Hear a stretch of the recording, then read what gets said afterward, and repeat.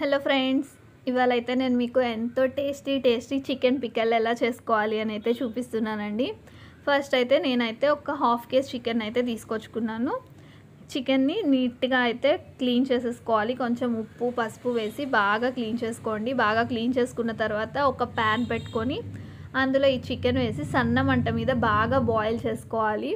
ముక్క మనకి పట్టుకోడితోటే మెత్తగా చాలా బాగా బాయిల్ అయిపోవాలి. అలా బాయిల్ అయిన వాటిని ఒక ప్లేట్లోకి తీసుకోవాలి వడకట్టి.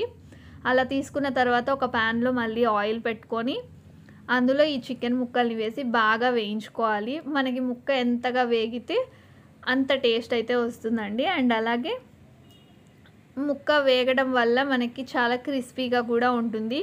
పచ్చడి కూడా చాలా బాగా కుదురుతుంది.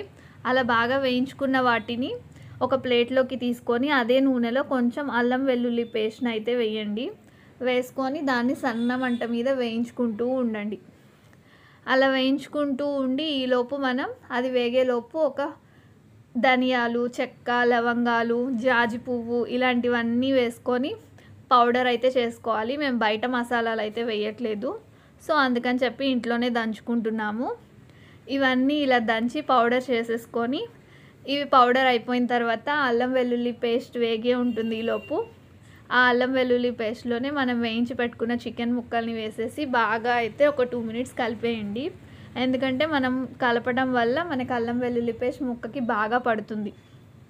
అలా కలిపిన తర్వాత మనం ఇప్పుడు దంచుకున్న మసాలా పొడి, ఆవు పిండి, మెంతుపిండి మేము ఇంట్లో ముందే ప్రిపేర్ చేసి పెట్టుకున్నాం, అది వేసాము. దాంతోపాటు కొంచెం కారం, ఉప్పు వేసి బాగా అయితే కలపండి. ఒక 2 మినిట్స్ అలా కలిపిన తర్వాత స్టవ్ ఆఫ్ చేసేసి పక్కన పెట్టేసుకోండి. బాగా చల్లారిపోయిన తర్వాత లెమన్ అయితే పిండాలండి. టేస్ట్కి తగ్గట్టు వేడి మీద అయితే పిండకండి. అలా లెమన్ పిండిన తర్వాత బాగా కలిపేసుకొని ఒక బౌల్లో పెట్టేసుకొని ఒక 2 డేస్ అయితే ఊరనివ్వండి. ఊరిన తర్వాత కలుపుకొని వేడి వేడి అన్నంలో తినండి. టేస్ట్ చాలా బాగుంటుంది. మీరు ఒకసారి ట్రై చేయండి. ఎలా వచ్చిందో నాకైతే కామెంట్ చేయండి.